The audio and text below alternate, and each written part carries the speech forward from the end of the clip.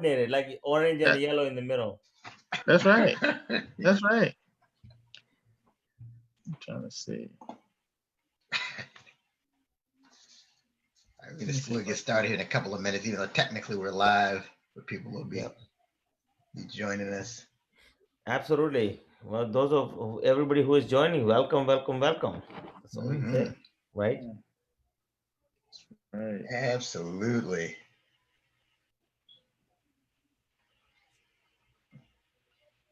All right. Fantastic. Well, the country is starting to is going to start opening up. Yeah, I saw. Is it Georgia? Were they opening the gyms and everything else? That's what I heard. They're going to start opening up slowly but surely, depending on where it's not risky, you know. Yeah, that's very interesting. I think it's going to be one of the busiest summer you can find. People are going to go crazy getting out of the house. Yep.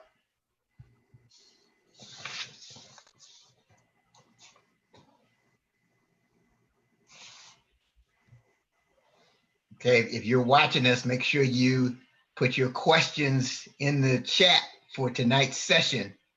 We're answering the business-related questions that you might have so you can come out of this COVID-19 season better than ever.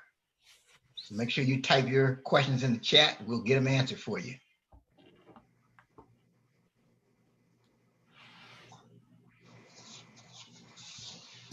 I want to thank those of you who watched last time. I want to thank them very much, for watching. Really appreciate you guys, and I want to let you guys know that I really care about you and your growth, and we all do, care about you and your growth, and we just want you to grow. So those of you who are here, and I'm honored to be here to answer the questions, and would love to answer them. Any business questions you have, that I'm happy to answer. Okay, any business question, pretty much. I've taken 7 businesses over 7 figures in revenue, and I've helped over 5,000 businesses. So I think I know a couple of questions I can answer. I'm sure. So Absolutely. and if you're here live, go ahead and write down the word live at the bottom. If you're watching us on a replay, give us a replay. We would love to hear that. Yep. All right. Welcome to the 30-minute hour. It's the weekly podcast where we discuss business, sports, politics, and whatever's on our mind. I'm your host, Eric Twiggs, your procrastination prevention partner. I'm also the author of The Discipline of Now, 12 Practical Principles to Overcome Procrastination. And joining me as always is Tfells. He's the business strategist extraordinaire. He's the super CEO and all-around good guy.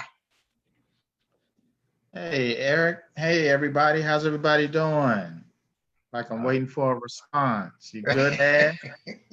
Hey. They're actively typing their response to you, Ted. So that's right. That's right. Eric, you didn't get the memo. You see, Ash and I, you see what we're doing. We kind of have an orangish kind of thing going today. Exactly. I missed the orange shirt memo. Apparently, you went with the lemon shirt instead. You kind of. I have my own lemon thing going on. That's right. All right. Well, there's a third square. I'm going to reintroduce the man, the myth, the legend himself, who's joining us again. He's back for another episode of the 30-minute hour. He's going to be answering your most pressing questions as it relates to business. Before we do that, Ted, did you happen to see the ESPN special that came on last night, The Last Dance? I did see some of it. Man, it was great. I'm glad you said yes, because that would make this dialogue very awkward. Like, no, I don't know what you're talking about, Eric. I saw the advertisements for it. No, just curious to hear your take. I wanted to talk about that briefly because it really does tie into what we're going to talk about here. But what were your thoughts? Man, I mean, Michael Jordan, man, was I just kind of just. I mean, we always have known he was a fierce competitor, right? So there was nothing really that surprised me about that. I think I, got a little more information about the whole Scottie Pippen situation. I think that was really interesting there.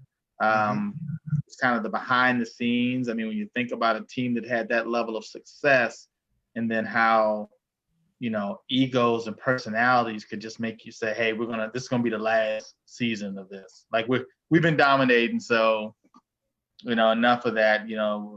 I just, from a standpoint of just not wanting to, give up some of the spotlight, you just let a dynasty like that just fall apart. That was, just interesting to me. Yeah, it was a lot of egos involved, and it's kind of one of my big takeaways was just kind of the business aspect of how he was the second best player on the planet, but was the sixth highest paid player on his team. And it's easy just to think that people, everybody understands my worth and I should be, but there's a business dynamic. And I just thought that was really interesting when I was looking at that from yesterday. Yeah, definitely. And then I really felt sorry for what was it? Was it Portland that passed on Michael Jordan? Yeah. They picked Sam Bowie. I know they're like kicking themselves like forever, right? Yeah. Well, Bob Knight apparently was talking to the general manager at Portland because he had worked with Michael Jordan during the Olympic trials. And he said, look, you have to draft Michael Jordan. I don't care if you think you already have a guard, play Jordan at center. Do whatever you have to do. Make sure you draft this guy. Yeah. Didn't take his advice, but the rest is history. So, So Ted, I have something that's on my mind. Please share. Yeah, I have something on my mind. Initially I was just going to turn it over to my man Ash and we were going to do the questions, but as I was watching this special, something just occurred to me that I really need to share, get off my chest. Okay. Here's what's on my mind. I call this The Last Dance. That's right. The ESPN. What's that? You call it The Last Dance, huh? I thought about that all by myself, right? I wasn't influenced by anything. I just call this The Last Dance. Okay. By the way, for everyone else, if you're just joining us, this is not your everyday podcast. You can find us here every week on the 30-Minute Hour Live. You can go to the 30minutehour.net to catch our previous episodes. But yes, there's something on my mind. I want to talk to you about The Last Dance. So Ted, last night, that ESPN documentary came on, The Last Dance. It featured and mentioned some of the greatest players ever to play basketball. Right. So you had Michael Jordan, you had Scottie Pippen, James Worthy, and others were mentioned. So each of these champions, they had one thing in common. They had one thing in common. They each had a masterful coach who was a mediocre player. That's right. Wow. So Michael Jordan, Scottie Pippen, and James Worthy, they were coached by Phil Jackson and Pat Riley, right? If you check the history of it's interesting. If you check the history of the Hall of Fame, most of the great coaches, they were average or below average players when they played in the NBA. Wow. You go back, and that's actually the case in most sports. So here's my theory as to why that happens. So once these future coaches, when they reach the NBA, they reach an arena where they're at a disadvantage, right? They're at a disadvantage because the other players are bigger, they're stronger, they're faster. Bottom line, these other players are better. So to compete, they have to get creative.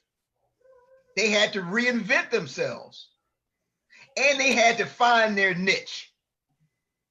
So for example, they may have been the leading scorer in college, but when they get to the NBA, their niche is now, I'm a defensive specialist.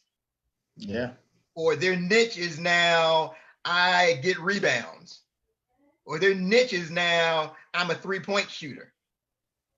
So these habits that they develop as mediocre players, it served them well, and they use that experience to inspire their players during their second career as a coach. But being a mediocre NBA player wasn't their last dance, right? And so let's transition this. So if we look at this COVID-19 season that we're in, if you're one of our followers, you may feel like you've reached an arena where you're at a disadvantage. I mean, think about it. You can't go to that networking meeting. You can't sell your product in that retail space. You can't present your ideas in that conference room that has 1,000 decision makers in it. But that being said, I have some good news. All right. It's good news. Good news. That's right. All right. You know, you need to go in the living room, sit down, get off the treadmill. Here's the good news. This isn't your last dance either. It's your opportunity to get creative, to reinvent yourself, and to find your niche. The habits that you develop over these next few weeks will serve you well when this quarantine is over. That's it. That's it.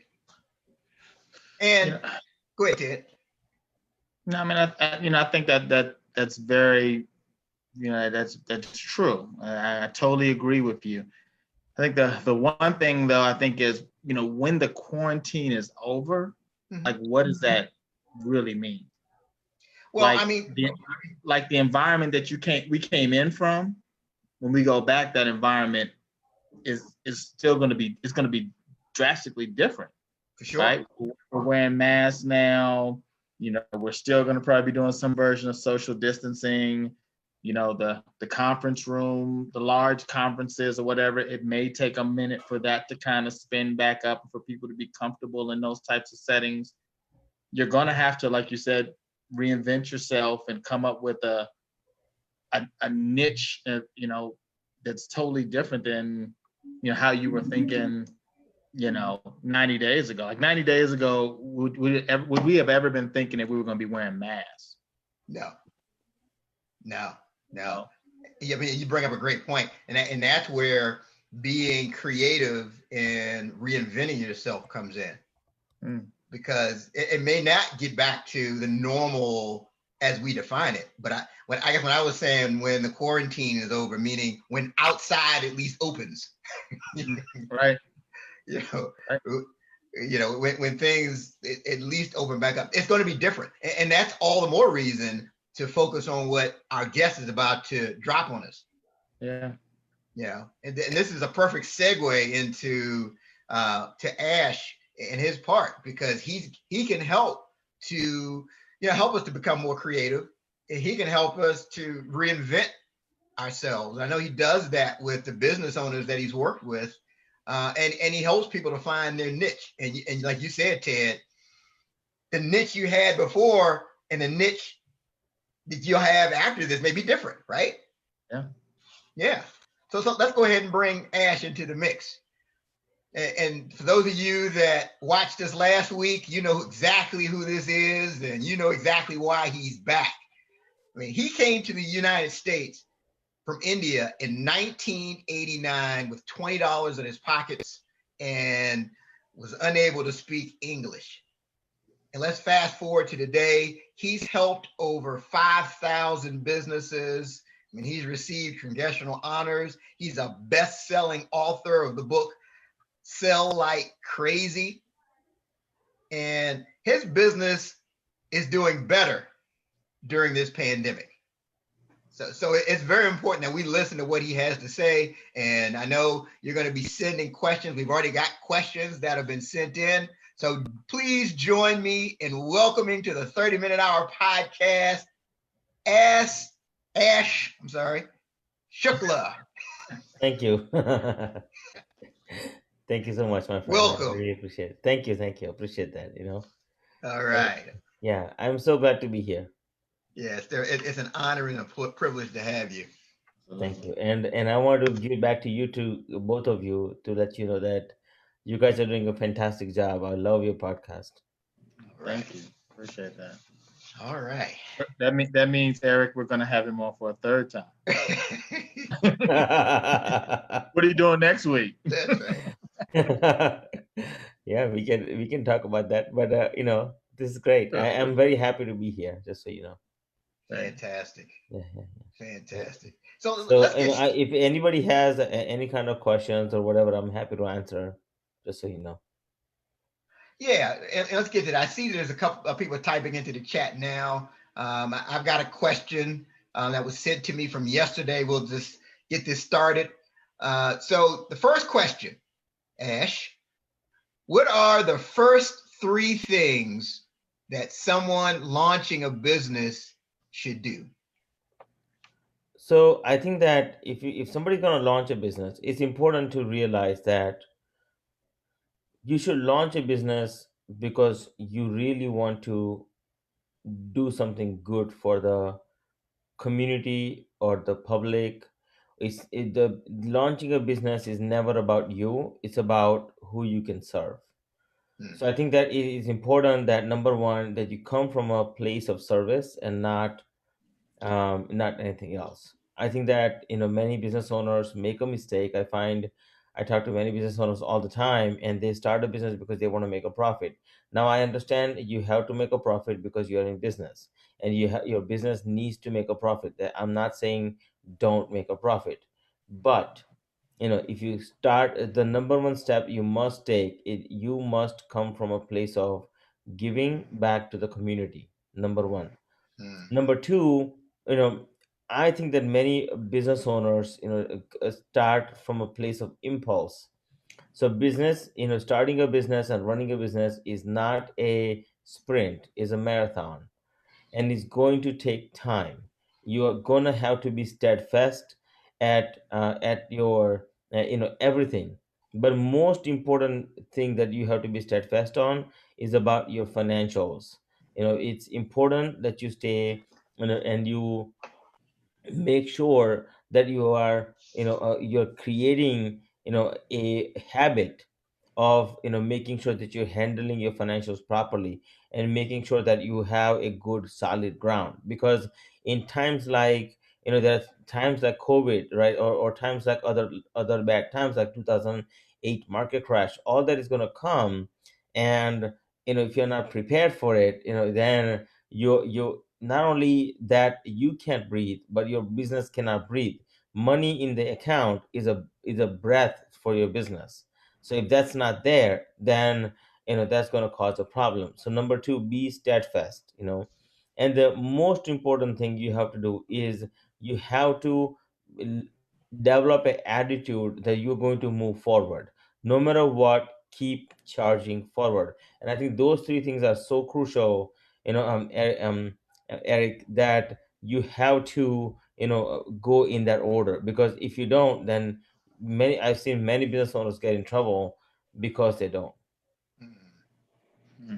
So you mentioned something about it takes time. And I think people kind of go into business with rose colored glasses and think that, I'm going to put my shingle up and that's just going to, the money just going to be pouring in out of the vents. Uh, what, what's a realistic time frame that someone can expect before their business really takes off? So if you're making the right moves, and that's assuming you're making all the right moves, which you're not going to. In the initial stage of the game, you're going to make all the wrong moves on planet Earth you can possibly imagine. Right? Like Eric, my story a little bit. Ted, my story a little bit. But I was going for my insurance exam in 2000. I mean 1994. My very first endeavor in terms of and I was an independent contractor with a major bank. And they wanted me to sell insurance. I'm like, okay. And I went into that, and I would go after on appointment after appointment after appointment, and I could not even close my own dad. I had to literally blackmail him through my mom to get my first sale. Like that's pretty much was my starting point, right? So it's very, I was taking my exams, right? I mean, I went to take the insurance exam. First time I got 68. No, 69. I needed 70 to pass. Second time was 68. Third time was 67. Fourth time was 68. Fifth time was 66. Sixth time was 68. Seventh time was 69. And I thought the guy outside who was a proctor, I thought he was prejudiced because I had learned a brand new word, prejudice, from O.J. Simpson trial by then. So I said, I said that's the word. I'm like, okay, that makes sense to me. I'm new from India. I don't know English, but that prejudice makes sense to me. So like I was thinking that was wrong, and then finally I was so pissed off. Finally, I went eighth time and I passed my test. But I'm saying that to tell you that there is no real in terms of formula, right? Which formula really works? Is Yeah. the formula that works is formula that's in alignment with who you are. Mm. So Mm, you will find that over time. There is no magic bullet around that. The only thing you can, but we have to be careful of what we can control, right? And what we can control is um, is our intent and our action, right? Our rightful intent and our action with a proper strategy. You can make it work. Now, if you get help, that always is good. But back in the day, I didn't have money. Like, I was, what do I know, right? I knew hi and I was bye, and that was my English. So, like, beyond that, even if I got the help, I didn't know what they were talking about. Like, mhm, so it didn't. So at the end of the day, if you got the right help, and you go in with the right intent and you work really hard, it's a long term game. It's never a short term game. mm. The long-term game is never a short-term game. Fantastic. Okay. So here's the next question. What should an independent business owner do when they hit a plateau? Mm. So when somebody hits a plateau, you have to think of it like a workout, right? Like, when you hit a plateau, what's happening? I tend to look at that when I hit a plateau, what's going on, right? So there are few things going on. Number one, you're bored out of your mind with the activity. Like when I'm working out and I'm doing same workouts every day, I'm bored out of my mind. Every single doing the same things over and over. So your intensity goes down, right? So they talk about, like, in workout, you got to create body confusion, right? And just like that in business, you got to create business confusion, and you really have to go at it, number one, differently, but more harder, because now it's going to be, it's just like the last 10% of body fat is what takes longest to lose. It's a similar concept in business. When you hit a plateau, it's time for you to move differently. You have to do things a little differently. You have to be willing to grow in a different way, and you have to push it harder, because what happens energetically inside of you, you have to make like, you have to give your body, give your mind a different command on how you're gonna go forward. Otherwise, it will be same results. So it is important that when you hit plateau, change it up and work smarter, but work harder. It's so crucial, because plateaus will happen. Plateaus are another way of letting us know that we have reached a height that other people who have a hard time reaching it, and it's time for us to move it up a notch so we can take more people with us, basically. Mm. Awesome. Awesome. So Ted, I know you're following the chat. You see any new questions that have come up? Ah, nothing yet, but a lot of people are watching and they're thinking. Okay, I see, great. So I see some comments. Right. Someone says this is an entirely different segment.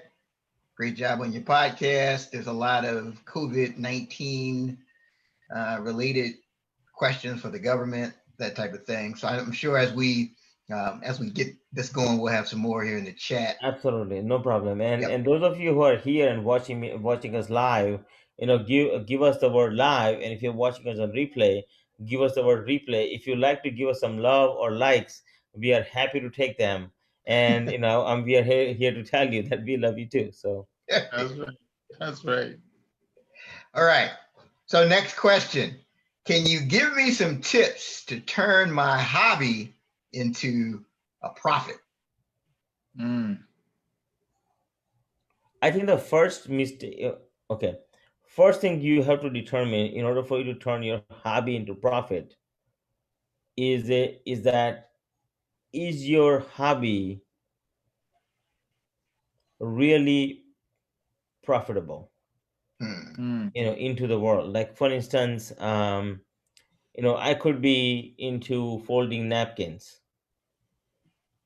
That's my Right. business. I'm gonna fold napkins, right? Sure. But folding napkins is a good it's a good hobby, but I'm not so sure if I can really make it into profits. So first thing is you have to determine, is there a market? Absolutely, there is a market. If you do it in a unique way, in a different way. So first, if there is not a profitable, like if there's no such a thing, right? Then we need to stop ourselves and say, how can we make it into a profit, right? Maybe I need to learn how to fold these napkins and pick a niche that would really appreciate my craft. So for instance, that some hotel owners or some boutique places that would appreciate, or maybe some event planners that would appreciate how I'm folding my napkins, and how it's making it look appealing. Like if you go to certain hotels nowadays, there's little, they make things out of the handkerchiefs and stuff like that. Somebody had that hobby and they turned it into a profit. So there's always a market, but first you have to determine, is there a market and where is that market? And I think that that's the most important thing that somebody can do to turn their hobby into profits. Most people don't do enough research to understand, how do you turn this simple idea, simple hobby that you absolutely love to do, into profits. And so that's what I would suggest, is really do some market research. It is absolutely crucial. You can turn any hobby into profit. The question is how big or how small you want to be, you know and that would be determined by the market, but more importantly, that would be determined by, can you spot opportunities for your hobby to be inserted into. Like everything was a hobby at some point. When Mark Zuckerberg started Facebook, it was a hobby. He didn't know it was going to be a big thing. He just knew that he could develop something amazing that everybody can participate in, and he did. And here we are.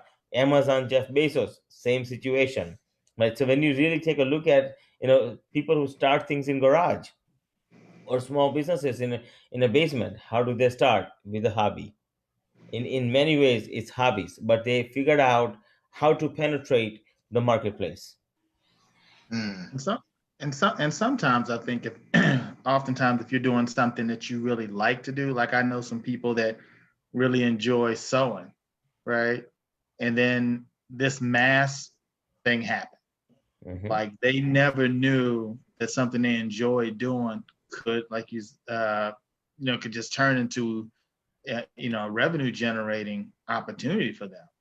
And I mean, some people have really been able to do that and be really creative with something that, again, probably 90 days ago, they were just playing around with a sewing machine, and now they're taking a bunch of orders, right? Hmm. So I think it's, as you said, Ash, if it's something that you like to do, that's that's great. Then it's also just kind of keeping your eyes and ears open to where there may be an opportunity where someone may have a need for what it is that you like to do. I know some people that also really like to do like interior decorating, right? They're really into that.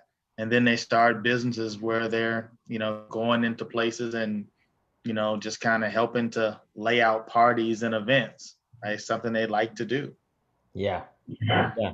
And you'll find that that many people have hobbies, and I have to say that not all hobbies are, like, you may not want to make your hobby a profitable venture. Maybe it's just a hobby, something you enjoy doing, something you just like. It has hobbies don't have to be profit ventures. It could be just something for pleasure. maybe the profit is in your passion, right? In that case, and you just leave it at that. Some people just like serving, some people just like doing other things. Maybe you like to go to church, or go to some sort of a spiritual place, and just hang around with people, and there is serve at the place of worship, or place of spirituality, wherever that you may go. And I think those are perfectly fine. It doesn't have to be profitable. I mean, I don't think hobbies, but if you're looking to make hobbies into profit, then you have to take different steps. I mean, at some point, you have to make the right steps in that case. I So have what? a Go ahead, Ted. I have a friend, Walter, that I think is probably one of the best that I've ever seen take take hobbies and turn it into profitability, right? He's always doing something, right? So he's working out, so he's training people, right? He's always doing like ski trips and bringing people together. He's always throwing parties. I mean, he's always doing something. And I said to him, I was like, Walter, man, you're doing all these things. He said, well, I like to, everything that I do, I try to make money doing it. Like I need to work out. So if I work out, I'm going to train some people and make some money. He said, I need to, I like to take trips. So I plan a ski trip and I make money with a bunch of people going on the ski trip. Like it was just, and he was saying, I was just like, man, like that's, so he's like, everything that he does, he finds a way to make a profit from it. Yeah, and if you go back to him, Ted, like if you ask him, his passion is really helping people and making profits. Like Yeah. his passion is not really workout. He just works out because he has to. But Yeah. his passion is really, he loves the idea of generating revenue, right? His passion is really, he loves the idea of helping along the way. Like that's his thing, and it's nothing wrong. I think that some people take it wrong, that you cannot have money as a motive, like you cannot have profit as a lot of business owners do things. It's a game for them, just like Eric, you were talking about earlier, this is my last dance kind of thing, right? So when you talk about all the successful people, is they're dancing their dance because they're secure in their own in themselves, so they don't have to worry about whatever else goes on. They're just having fun with it. So as long as you're having enjoying yourself, I think it's important. So I'm sure your friend Ted is enjoying that. Yeah, I mean, just the more I think about it, I think he's really a people person, and so Yeah. everything that he's doing is allowing him to, be with his friends, have Yep. fun with his friends, Yeah. have a party, make money, travel, make money, work out, do a training class, make money, but then Yeah. get to, like you said, help people and be around his friends and make money doing it. So I think it's a great Absolutely. deal. Yeah, it is a big deal. It's a big deal. And that's great. Congratulations to him if he's watching. Yeah. Yeah, absolutely. So you mentioned this idea of surveying the market and making sure there's a demand. Are there specific steps that you would recommend? So if someone has this idea, I'm sure there's somebody watching us now, they've got this idea, but before they launch, they really want to make sure there's a demand for it. What are some steps they can take to really survey the market and find out what the need is? Hey, Eric, Yeah. Can I throw this question in from Geisha Roberts, which may tie into what you're saying? The question is, if you're trying to turn a hobby into a business, should you do a business plan? Yes, you should absolutely do a business plan. But more importantly, you should do the research. What type of a hobby does Keisha have? Geisha, what type of hobby do you have?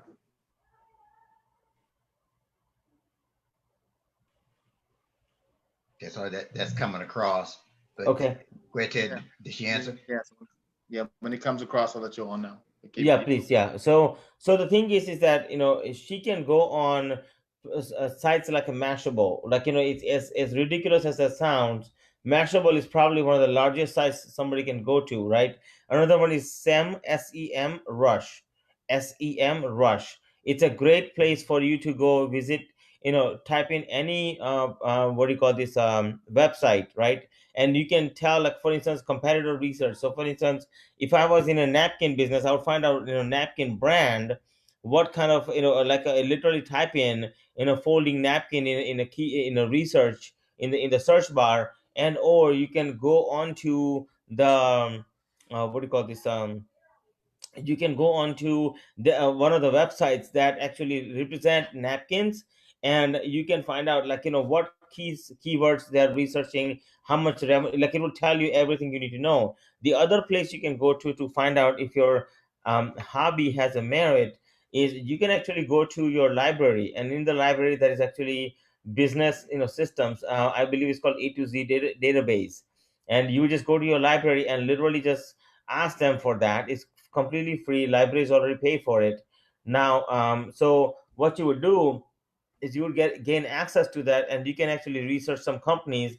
and figure out even locally what type of competitions there are. So yes, you can turn your habits into profits, but these are some of the things you should do to see if it's really viable. And but those are some of the things that I have seen happen. So Geisha's hobby is event planning, Okay, event planning. Okay, so event and planning. she also makes jewelry. So Geisha's doing a couple things. Okay, I like, so both of them, Keisha, is Keisha, right? Geisha with a G. Gisha. Okay. So, Geisha. Gisha, thank you so much for asking that question. And honestly, both of those are extremely profitable ventures. Now, I know they, in a jewelry space, it's a high profit margin, business. So I think it's a great idea to, and it's easy to sell. Like if you really stop and think about it, everybody, like especially, a lot of all the ladies, they love that, right? I know somebody who took their business. And Gisha, I'm happy to give you more ideas, but just to give you an idea for now, is that you can actually, if you did as simple as figure out ways where you can market yourself, even if it's just as simple as table vending. I know business owners that do nothing but just table vending. Keep it simple. One of the things, worst mistakes I've seen people make is they complicate things. Don't complicate your business. Keep it really, really simple. It's in terms of, like, like what Eric and, Ted, what they are doing here is they are literally just interviewing to gain their audiences, right? So basically, this is how they grow their business, and that's one strategy, and that's the end of strategies, like, in a good way, in a big way, right? So you could do the same thing, where keep it simple. So with your hobby, both of your hobbies are absolutely profitable. You just have to believe in yourself and figure out simple steps you can take to get to the next level. Event planning, I mean, it's huge. Who doesn't want to plan? I mean, who wants to plan that event? I don't. Like, I don't want to sit I there don't and either. plan my event and figure out, what all the logistics needs to go in. So I would say that event planning is huge. Just make sure you are different than everybody else, and that would be the one thing I would tell you. As far as jewelry, I said just go to trade shows, put your stand up, and you sell jewelries, and you'll be fine. Just keep the cost under control. So, don't let people gouge you in terms of your table vending, in terms of money. Make sure that it's is relatively, women oriented place, and where you have your captive audience, and make sure your jewelry matches the event you're sponsoring. So for instance, there are certain jewelries that African American women like versus Indian women, or Caucasian women. So make sure your jewelries are, properly, set up, and you can make a lot of money with that. I know a business owner that I helped with that business. We took their business to over $250,000 in revenue. So it's easily doable. Awesome. Awesome. So here's another question. Yeah. I want to start a business, but I don't have the education or the training. What Mm. do I do? Okay. So in terms of the education is concerned, 90% plus CEOs, biggest companies around the world, are not educated. Mm. They have high school diploma, pretty much all of them who are really successful. right? Most of them are dropout. They're college dropouts, okay, to some degree, one way or the other. Okay, so just remember that people who have knowledge, who are extremely intellectually sound, they usually are not in the CEO position. So you have a you have a leg up there. So that's an easy part, right? Um, so as far as time is concerned, if you have passion for it, you'll figure out the time. Like, if you have to drag this and say, okay, you just don't have a time because you don't have the time, well, I mean, obviously it's an excuse to a good degree, because everybody finds time for something that is very valuable to them. Hmm. So make sure that your business is a passion. That's why I mentioned very first question when I answered Eric. I said that make sure that you are coming from a place of love and place of giving, and place of doing something big. And if you do that, then you'll find the time. So it's important to do that. But if you are looking for just for profits and trying to cut corners, that's where you have the motivation issues, is to finding the time. So everybody can find the time, and one of the best ways to find your time is to calendar, like write down where you're spending your time on a Hmm. daily basis. Just write it down. Just take a week and write down where you spent your time every hour by hour, or every 3 hour in a blocks of 3 hours. And I bet you'll find time. You'll find time somewhere in there. I mean, like, I had a packed day today. I've been on the with my employees and me, and then I had appointments. So I've been up. I wake up around 5 every morning, between 4:30 and 5. My shift, my employee shift, like, they start at around 6. So I'm literally on doing this at 6 in the morning. I'm like, we're up and running, right? So, and then I was on calls after calls after calls, and I thought, I mean, I was exhausted around 4 o'clock. I was like, and usually around 4 I'm like completely, because I've been awake for a long time. So, and I've been on Zoom calls, constantly. So, but even then I found a time to, like, take a nap in the afternoon, and now I'm completely fresh. So, and now I'll keep going until, later on tonight. But overall, is that, can you find time? Absolutely, you can find time. you You know know, and we talk about this thing of finding your passion, doing something you're passionate about. It sounds like a cliche, but I tell you what, I found that's so critical, because if you're not passionate, you're not going to want to put the extra hours in. And I know of people who they bought into a franchise because they were sold that this was a cash cow, this was a turnkey. They really weren't passionate about the business, and they're miserable. Yeah. I mean, they literally hate what they do every day. So I think it's so important to find something that literally that you would do if there was no money involved. So that way, when you get to the grind, it makes it easier to go through. Ash, would you agree with that? Oh, 100%, I would agree with that. I think that many people, it's hard. Like, when we came here, and I think that there's also choices. Like, when we came here, I was the first one to get a job. I was working at Little Caesars Pizza. I didn't know what I was doing. They had me flipping pans in the back, and then one time I had to take an order, and of course the guy speaking English, and I can't speak English, nor I understood English. So that was but I saw other people check boxes, and I just checked boxes. The pizza was wrong, obviously, but I checked boxes, right? I pissed off the customer really badly, and things. And there was this guy, he's a few minutes later, the guy comes out, to pick up his pizza, and he was mad, and I was cracking up because I don't know what he was saying, but it wasn't pleasant. So I'm like, okay, whatever, like, keep it going. So I was laughing, and laughter is contagious. So everybody else started laughing. It was just hilarious the way he got more and more mad.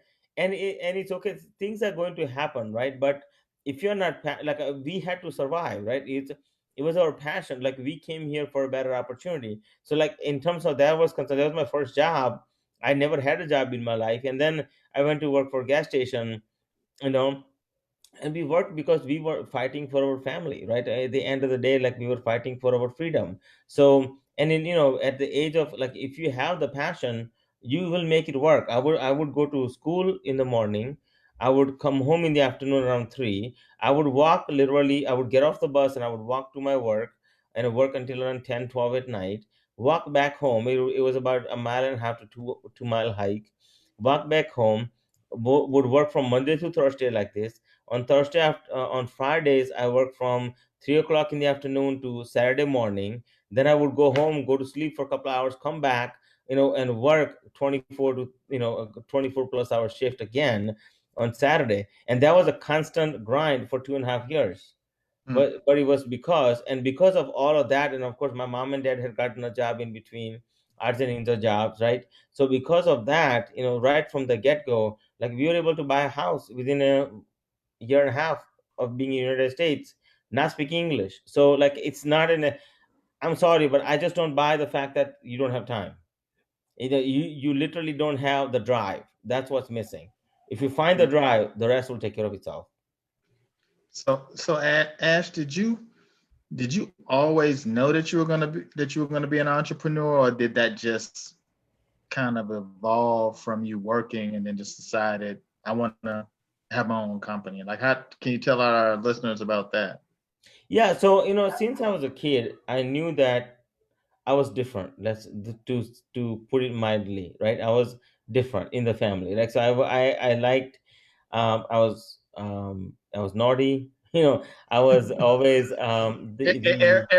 Eric's naughty as well, yeah, so there Yeah, you go. right. So I was, so I was not, but I had a drive, and I think part of the reasoning is I had a, I, sometimes when the kids are, you grasp things really fast. Like, I grasp things really fast when I see something, and I want to really, if I pay, as long as I can zoom in for a short period of time, but I'm able to grasp things really, really fast. And then I get bored, so I hit that plateau really fast, and then I have to really do something, different. So, that being said, as I was, moving along in the process, I was also, when I was a child, I grew up with my uncle and aunt who, had a big shingle factory back home. So, like, I had seen him successful, right? So there were a lot of things that I had seen that I really enjoyed about being a business owner, and I just didn't know I was gonna be, like, honestly, when I came here, I was gonna be a computer scientist, and and math as my minor. That's what I studied in college. But it as time went on, sometimes your destiny finds you, right? So you got to let your destiny find you. I think that we try to block it, and we shouldn't. And so, to some degree, I knew, but I mean, nobody really knows, right? So you just have to, you have to keep learning the lessons and keep going. mm. But that's a great question, Ted. Thank you for asking. And those of you who like it, give me two thumbs up. All right. Okay. Next question. I want to be self-employed, but I don't have enough money. How do I get started? Mm. The most important thing when you don't have money is start where you are. Hmm. So, start with what you have and where you are. Don't try to, be, somebody that, has a lot of money and can throw at it, throw at a business. Start where you are. It's okay, right? It's okay that you don't have money for marketing. Just start figuring out the best way you can and go from there. And when you make a dollar, decide to invest part of that, back into the business and start the ball rolling. Don't wait. And that would be the best thing I can say about that. Well, If you don't have money, it's not don't use that for, like, hindering you. Just start and move on. Wherever you are, doesn't matter. I like to add Good. something to that. I think that people think that you can just throw money at it, right? And then the profits will happen with you throwing the money. But I think the less money you have, the more innovative and creative you will be, right? Yeah. Because because you're thinking, okay, yeah, I'm gonna put a commercial on TV and an advertisement on the radio and banners on the side of buses. Well, you don't have the money to do that. So what you gonna do, Yeah. right? Yeah. You got to get the word out. And right now with social media, like that platform that we have now, I mean, if you think, 20 years ago, 10 years ago or so, we didn't have it to this level. I mean, you know, you can have a virtual store. I mean, you can reach people worldwide. You know, when before you may just put a banner on a bus and the bus is only here in the DC area. Now you put something online, it can be worldwide. So, you know, the possibilities are endless there. Absolutely, it is. Like today more than ever, you can do free marketing. Like it wasn't like that back in the day. When I got started, I had to like it was difficult because I had to beat the payments. It wasn't the easiest thing to do, right? I walked up to strangers. I walked up to all. I mean, I've done presentations with the family, all that, but everything costs money, right? Back in the day, it costs money in some way, shape, or form. Nowadays, like I have a client of mine who I taught how to do simple Facebook Live, and all of a sudden she went from a 20 people watching it to last live she did, it was about 135 people watching it. I mean, it's just in a matter of literally a day. Like so yeah. I mean, it's just it's just so much easier, my friends, to market now, right now. And I think it kind of goes back to what we were saying earlier about being creative and just thinking of different ways to reinvent yourself. I mean, we're at a time when you can really get your message. I mean, on Facebook, you can spend $30 and get your message out to thousands of people. Yeah, I mean, so I did a Facebook ad, and those of you who want to learn, just inbox me, and I'll happy to teach you. But I did a campaign recently, Eric. I spent $30, and I reached 50,000 people. Mm-hmm. Wow. I mean, like it's ridiculously good when it comes to. I mean, and I've done that over and over with several people. But all I'll say is that at the end of the day,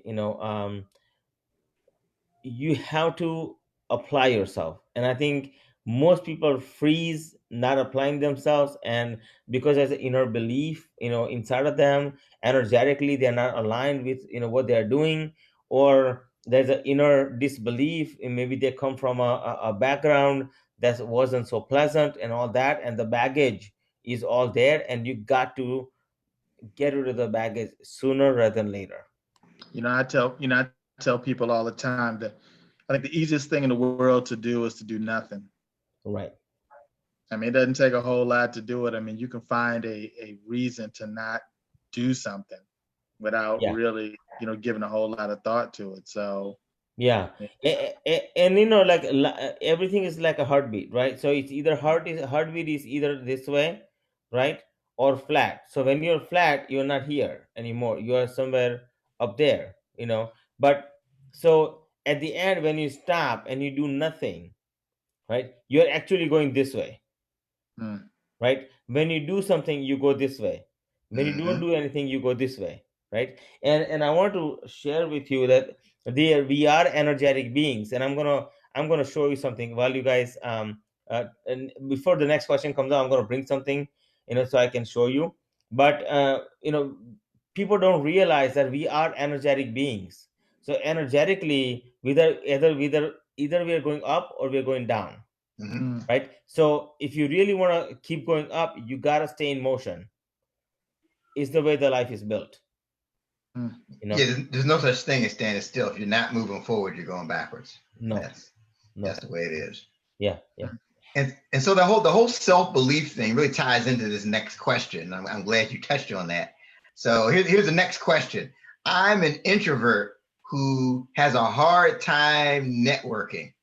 Mm. How can I start and grow a business? Okay, so um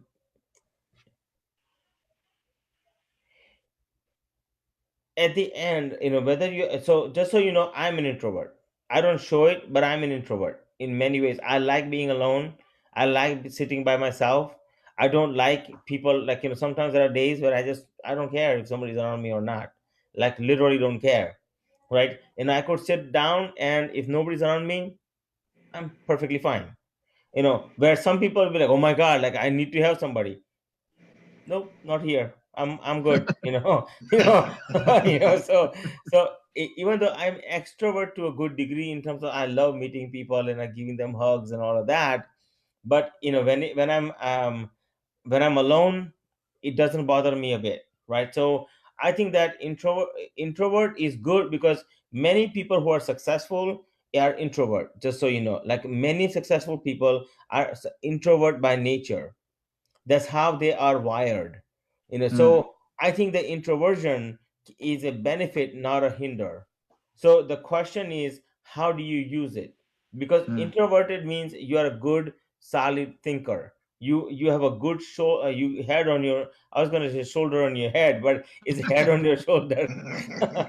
you That would know be a problem if you have a shoulder on your head. Right. yeah, that would be a problem, but you, you have a good head on your shoulder, right? And you're able to move things forward. You at least know that part. And if you are introvert and you are having a hard time, my friend, you know, like, do something small to help you move forward. Don't worry about this big grandiose idea that everybody does. Find your thing, because being an introvert, maybe you can send out as simple as text messages. Like, you could do that, okay? So maybe you don't like to talk to people, no problem, just text them, right?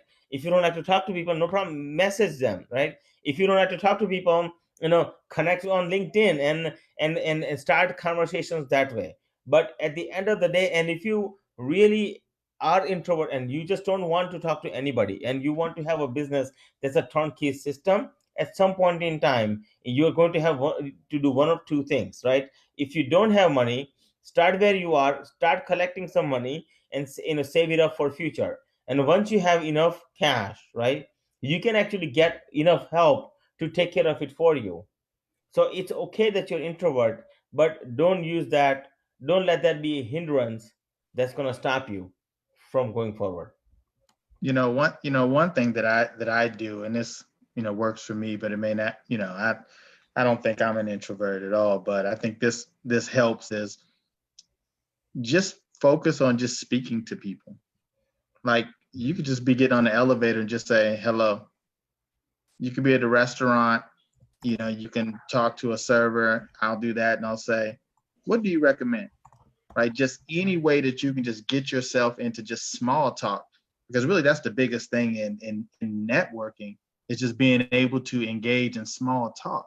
Right? Because I think a lot of times people feel like I need to go and become like almost like a commercial for my company or whatever I'm trying to do. Well, no, you first want to just connect with someone, right? Right. Just connect. Yeah, I like those shoes you have on. That's a really nice shirt you have on, right? The people start talking, they get warm, they open up, you open up, and then the dialogue goes from there. So I think, like you're saying, just keep it simple. You don't have to say a whole lot. Just focus on just having just quick, you know, polite dialogue with people. And the more that you do it and the more that you work on it, then it'll be easy for you when you're going to a networking event to just start having conversations. Because if you're just sitting in a corner at a networking event by yourself, then you just wasted your time going in there, because that connection that you may be needing for your business is right in there, right? Yeah. Somebody in there could be the person. It's interesting. I remember this one young lady was telling me years ago. She had a business and she was in this event and she was talking to all these different people, and then she got tired and she was like, there was like this one last person in there that she hadn't met, and she was like, and the person didn't look, just looked kind of rough, not really anything really polished. And she just went over and spoke to that person, and that person was the person that helped her business take off. Like, that was the key contact that others didn't go speak to that person. She took a moment just to go introduce herself to that person, and he asked, what does she do? And it just opened up an amazing opportunity for her. So you don't want to miss out on those opportunities Hmm. by Yeah. not. So, and my thing on that is I think sometimes we accept labels that people place on us, like at a young age. Someone calls you, and so you start to think that you are. But behaviors I found are fluid. I mean, you're different in different situations. Like, I never forget, we had this event, and this guy, he's a speaker. I mean, he tore the house down. I mean, Mm. I mean, he nailed it. And so I'm talking to him afterwards, And he says that, he's so introverted that when he does his engagements, he gets there right before he has to speak, so he doesn't have to talk to people. Mm. Like, I was shocked. I mean, watching him on stage, I would have never guessed that. Wow. But the takeaway is that, I mean, you're different in different situations. So hopefully, and I'm glad this introvert question came up, because I get that all the time from people that say, oh, well, Eric, I'm not like you. I'm not like Ted. I couldn't start a podcast. I'm too introverted. Not the case. And then That's a there's great. also and then there's also some things, Eric, that you can do, right? Like some of the things that you've done to get to the point that where you are, classes, groups that you can do to help you try to hone in on those skills. Absolutely. So you may want to share some of that with the listeners, or some of the things that you've done. Yeah, I mean, it's Toastmasters International. Like anytime anyone asks me, hey, Eric, I want to become a better speaker, I really want to get out there, I want to improve my communication skills, I would definitely recommend Toastmasters International, because it forces you to get up and speak. You have presentations, you have roles in the meetings, and if you do it enough, like anything, over time, you get better. And I've seen people at Toastmasters that literally, when they did their first speech, they were about to cry. They were so uncomfortable. And now they are excellent communicators. Like, you would never, if they told you they were introverted, you wouldn't believe them. So I just see, please, I think the big takeaway here is, don't let your belief that you're an introvert hold you back from pursuing your business, that business that you're called to. No. So Ash, I know you had said you were going to get something to. I got it. Okay. So I was telling people that, whether you believe it or not, when you are not doing something, your frequency of your heart, is going up and down, right? So, and you are energetic being. So people tell you that you are energy, and the question is, how do you prove that you are energy, is the question, right? So we have to see how are we energy, is the question. So the question is, so to answer that question, like, you have to understand that you are frequency, and you're going either in a positive frequency or negative frequency. You're going in one of the two, right?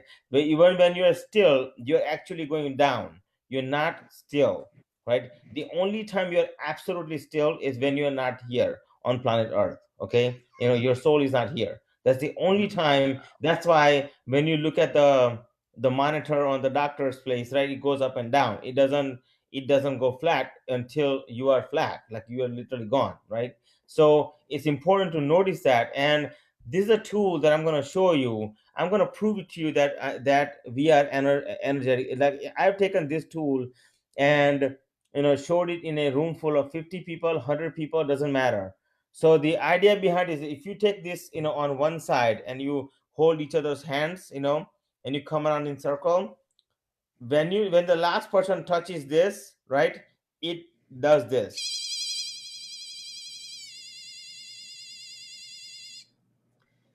So it only does it. I'm not wired to anything. I promise you, I'm not a laptop, or I'm not a bulb. It just lights up. Okay, just because it says that I am energetic being, right? And what happens is, the more excited I get, the more excited this thing gets. So the important point here is that you are energetic being. If I touch it here, see, nothing will happen, right? But here it will happen, right? Because here there are no nerve endings here, right? This is just like a bone, right? But nerve endings here, right? So if you touch it at places, like if I touch it here, nothing, right? But if I touch it here, right? So there's nothing here except this. I'm literally, it's just a little tool that I have to show that we are energetic beings. And if we were together and we were holding hands, like, in a circular format, I would hold one, and then we would hold each other's hands, and then when the last person, like, let's say, whoever was on the other side, when they touch this, it will light up. But when we let it go, or if somebody breaks the chain in the human cycle, this will stop. So what I'm saying to you is that we are energetic human being, energies, and most people don't realize how powerful you are, whether you are introvert, whether you are extrovert, whether you are whatever you believe you are. But I'm here to tell you that you are very powerful. Mm, Just you have to believe in you. mm, Absolutely. Confidence is the key to everything. Yep. Anybody that's great. We were talking about Michael Jordan. When he walked on the court, he knew he was the best player in the world. mm. Yeah. He just had that mindset. I've seen it, when he set foot on North Carolina's campus, he knew he was great. It's just that mindset that we have to develop if we want to succeed as an entrepreneur. We want to succeed at anything, really. Yeah. Well, Yeah. you remember when they said on the show that he got cut on his, I think, his sophomore year, trying to go out for the varsity team, and called his I guess his mom, or went to his mom, and he was crying, and his mom was crying, and then from there to become, arguably the greatest basketball player of all time. Right. Right. He Wow. want he wanted to prove them wrong. And again, it goes back to your mindset and how do you deal with adversities and just really being confident. So no, I think that was very powerful. The demonstration about energy, because I think it's because I try, even with my work, I try to tell people it's not time management really. It's really energy management more than anything else. Mm. So Yeah. and you spilled that out right there. Yeah. So, Yeah. This is a powerful tool, my friend. I'm telling you, it only works if I touch it. So if I touch it here, no problem, right? Eric wants one of those. He's looking at that exactly. like a little kid, like I want one of those, Eric. Oh my goodness. I'm gonna do it in front of a crowd and hope they haven't seen this episode. Oh man. I will share with you, Eric. I All promise. right, man. Please do. Thank you. Yeah. So we have one last question. I don't know, maybe some others in the chat, but here's the last question. I run my own business on a part-time basis while working a full-time job. How do I make my part-time passion my full-time business? Mm. So if you're part-time, business and you are having a full-time job, right?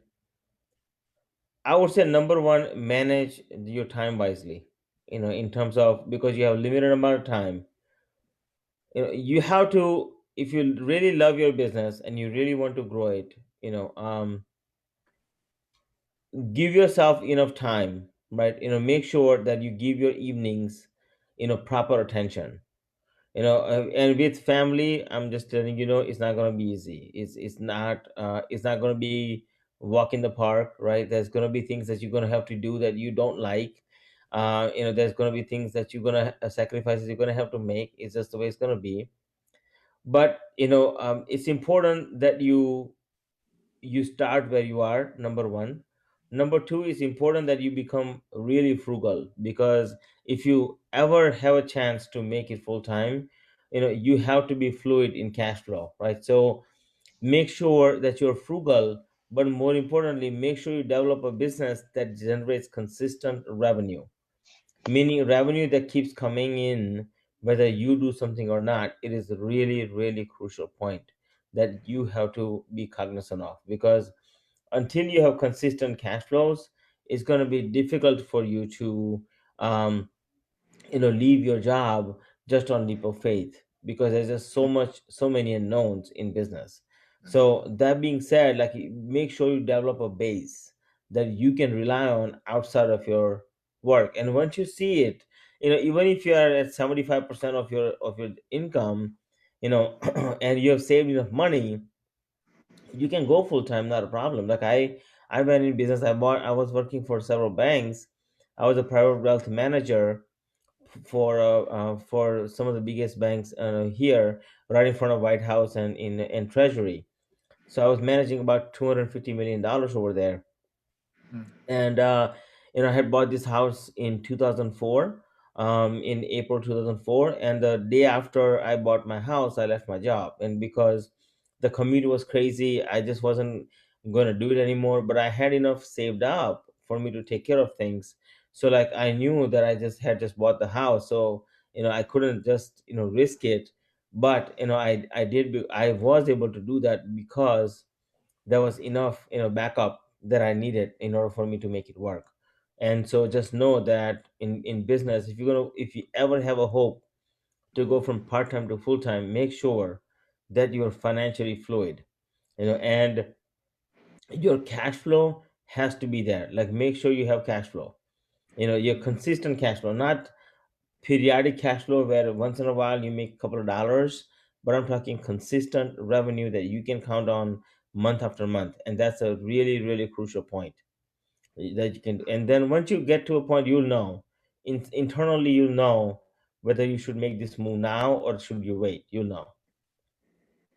So, Awesome. so Ash, do you have any tips on what to look for when you're ready to start looking for hiring an employee? Like what you should be looking for when you're looking at hiring your first employee?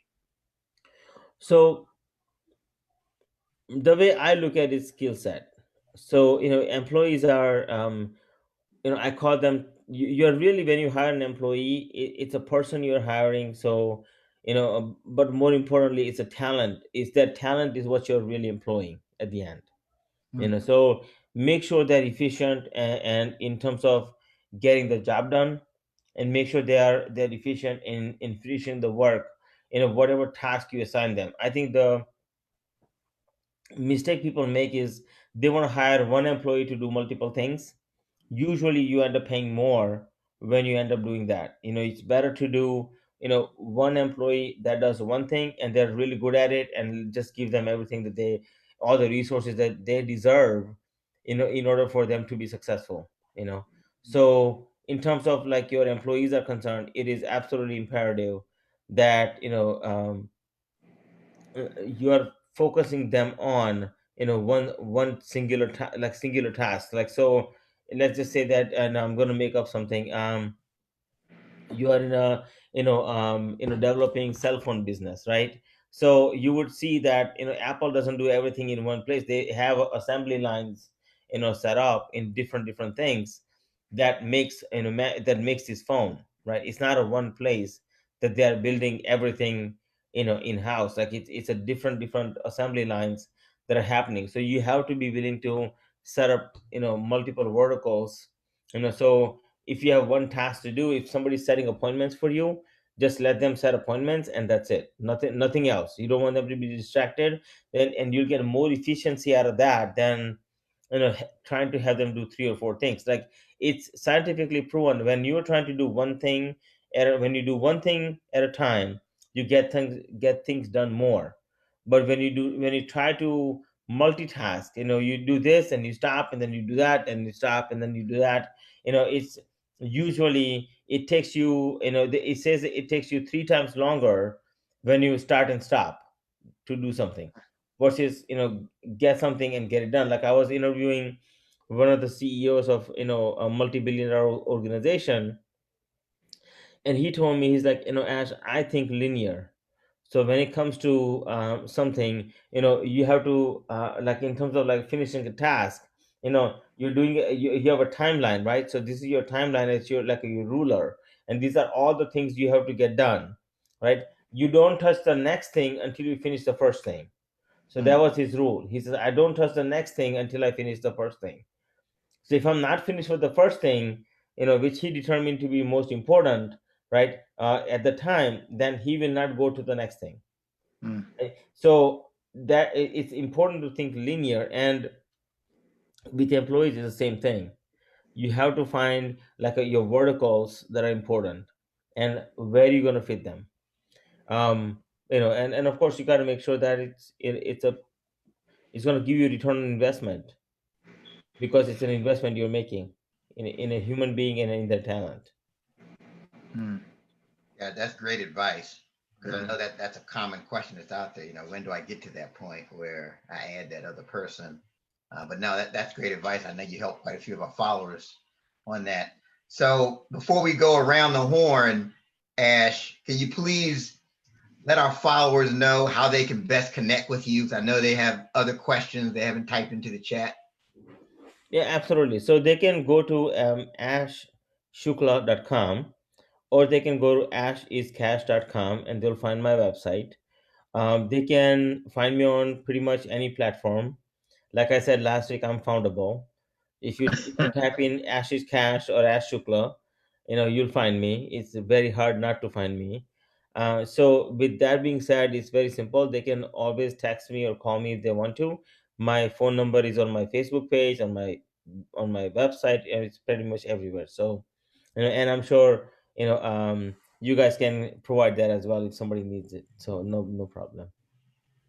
Fantastic. Yeah, this is our Q&A episode of the 30-minute hour podcast. Now we're going to go around the horn. Each of us will leave that final thought that we want people to remember. So I'll go back to the man himself, Ash. What's your final thought you want people to remember about our session today? Well, first of all, I want to thank the listeners. I really appreciate them being here. I want to let you guys know that I love you very much and I really want to make a difference in your life.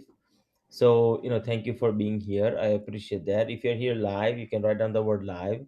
If you're watching for the word replay, if watching replay, you can write down the word replay. If you really like my segment, you can give me some thumbs ups or like a love.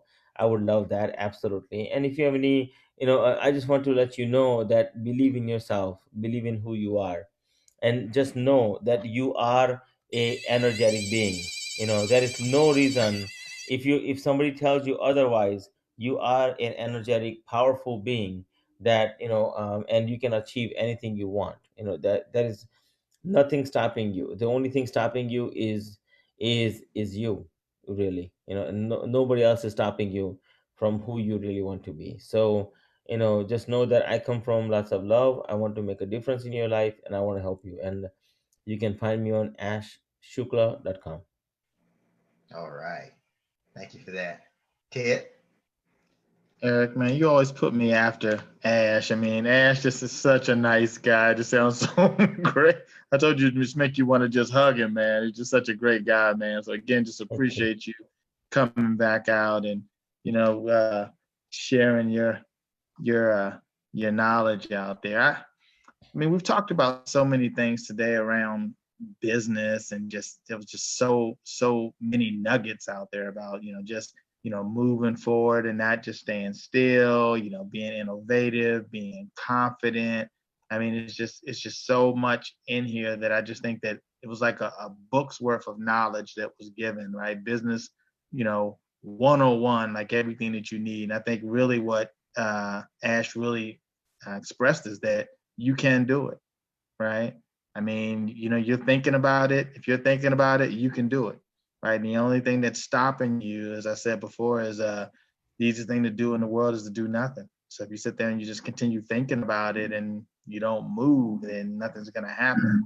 But you just start, this time that we have right now, whether it's a couple more weeks or whatever of, quarantine. I mean, if you come out of this quarantine session and you haven't really changed, if you come out of this quarantine session with, I want to do this, I'm thinking about doing that, then you've missed an amazing opportunity to be able to get that going right now, because now's the time to do that, right? And so I just think that if a lot of these viewers that have been on there, I know some of these individuals, and I know some of the businesses that they have, and they're doing some amazing things, and they're going to be doing some bigger and better things as a result of some of the nuggets that Ash shared today. So I thank you for that. Absolutely. Absolutely.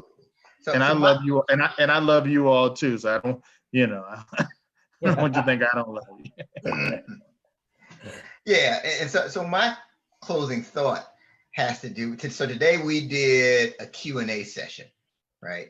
So you follow us, you watched us today just to listen to Ash for this Q&A session, but I would challenge everybody that's watching us to conduct their own Q&A session. Find a mentor, find an Ash, find someone who has the results that you aspire to, and ask specific questions.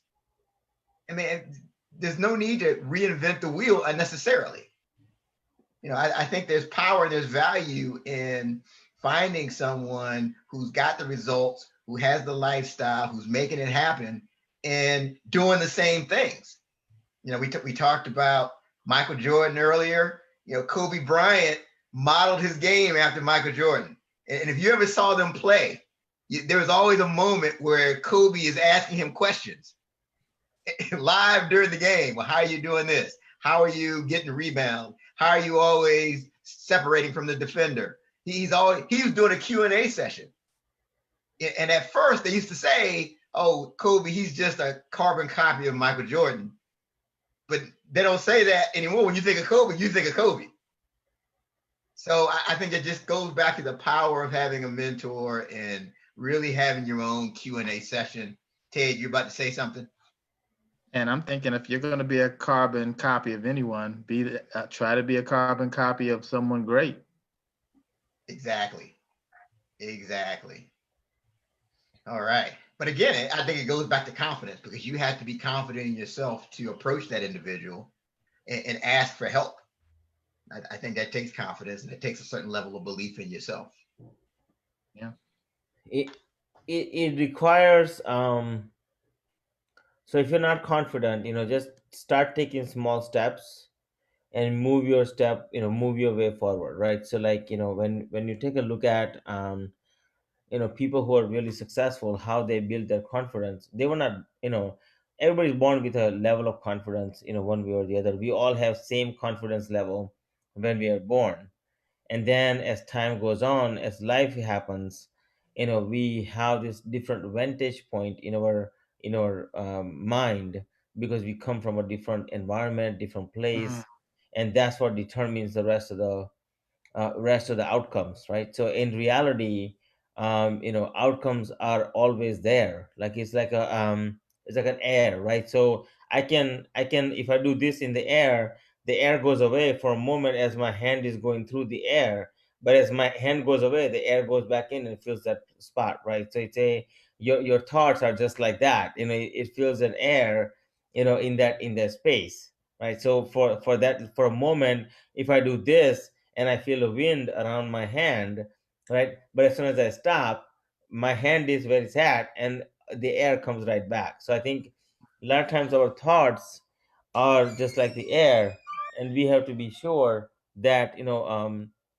that we're guarding that. We're guarding our thoughts. And things like this. Like my thoughts just went out because we have a little dog, Teddy. Teddy, look, he wanted to make an entry, Oh, wow. into the show. He's like, I want to make an entry. So he does that every time I'm here in the office.